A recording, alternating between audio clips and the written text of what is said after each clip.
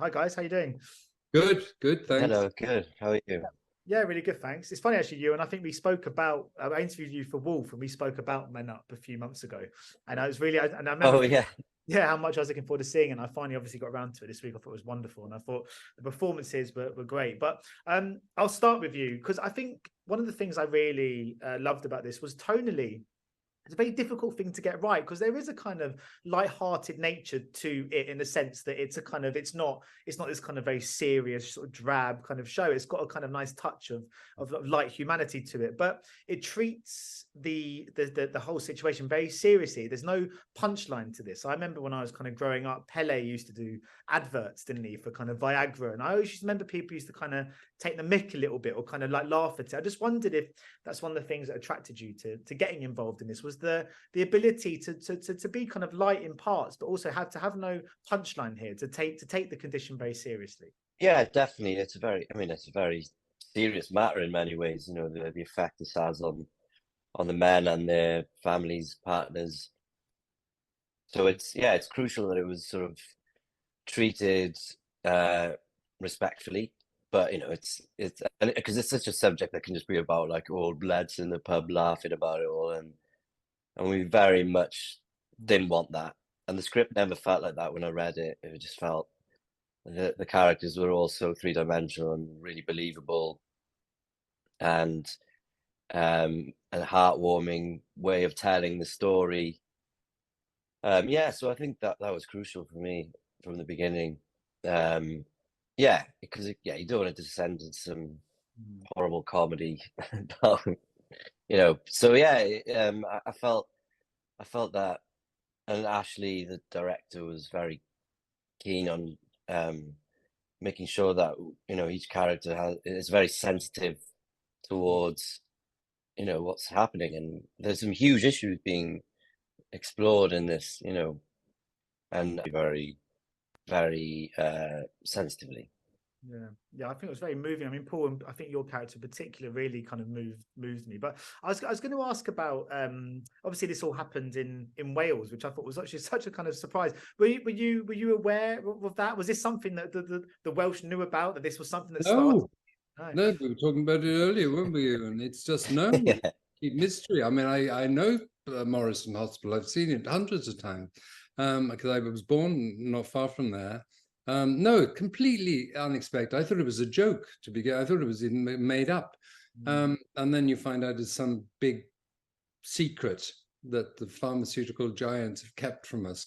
Like almost you were saying, it's like a sort of you think it was American, don't you? You think Pfizer started trials, it must have been America, but it was Swansea. It's just fantastic. What a fucking great thing. I love Swansea so much. I have to tell you, I've got more. People don't sometimes know what I mean, but I'm very, very fond of that area of Neath and Swansea, and so I'm really proud that Viagra started in Morriston, 1984. Um, I was speaking to the other guys about this as well. It's not, I don't, when I ask this, I don't mean for this to sound like patronizing or anything like that, but I've always found there to be something very gentle and very warm about Wales, not only in real life. I've got Welsh family stuff, but also on screen. I find the characters, and you look at, comedies like Gavin and Stacey, but you look at films recently like Pride, you look at films like Men Up, and there's a really earnest, quite sincere humanity, I think, within the characters and the communities we Yeah. enter. So I wanted to ask you both if that's true of the Wales that you know. Well, I think it's a very underexplored culture on film. There is some, but nothing like the Scots or the Irish have had. And it's a very subtle and interesting humor. And they're very, very, very strong people. The women are formidable, formidable.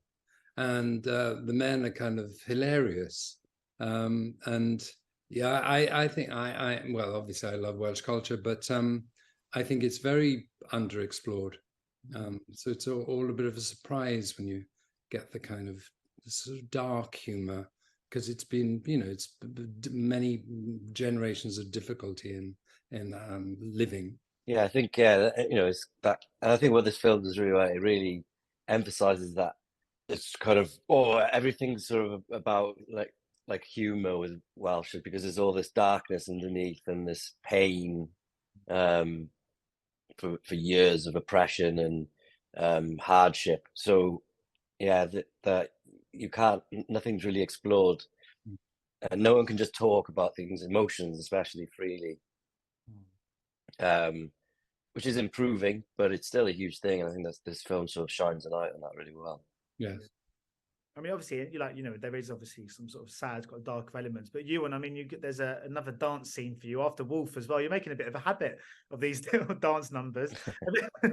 How was that day on set? That looked like that, as an audience member, that moment was such a kind of joyous, kind of like sort of changing of the kind of the pacing and the kind of tone. Did it feel a bit like that on set? Did it feel like a bit of a step outside of what you'd been doing? Yeah, I don't think we were supposed to be talking about this, but yeah, yeah, it was just.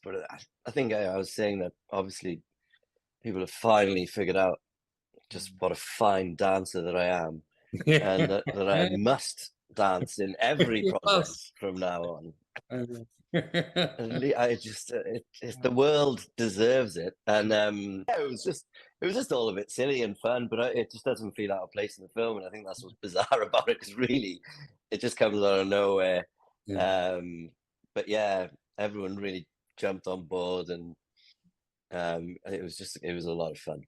Yeah, that's great seeing you. You shake your moves on screen. But Paul, I've been talking about being on screen. I've seen you obviously recently. I mean, there's Napoleon and Saltburn are both sort of out or coming out very soon that you're kind of starring in. This feels like quite. It's funny with kind of actors because you can kind of go in these incredible kind of moments where you have these. Like, I know. I just wondered if when you're in a moment like this, you've got a great film like Men Up coming on the BBC, you're in a couple of huge big films out in the cinema. Do you ever take? Are you able to appreciate those in the moment, or do you always? Is it almost afterwards when you go, "Hang on a minute, that was a great little run there." Yeah, I mean, God, it's such an odd job, you know. You're in everything, you're not in everything, you're in everything, you know. I've been doing it such a long time. I've been the flavor of the month so many times. There was an article in the Hollywood Reporter of how I've been discovered, and somebody sent me an email saying, "You've been discovered once every 3 years since 1991, Paul." Getting a bit sick of the resurrection. The resurrections, they're calling them. The Renaissance, somebody's doing on. No, it doesn't feel like anything. It doesn't. You're still you, aren't you? Just things are popular, things are not popular. You go and you do a play for a year, and relatively speaking, nobody sees it. You know, but you're still creating what you create. You're doing what you do, trying to be truthful in everything you do. So, in many senses, it doesn't make any difference at all. And all we hope for is to continue to work in interesting projects with interesting people telling true stories, and if possible with a visionary director. That's all you hope that any exposure is going to give you, is more opportunities to do what you do in a brilliant environment.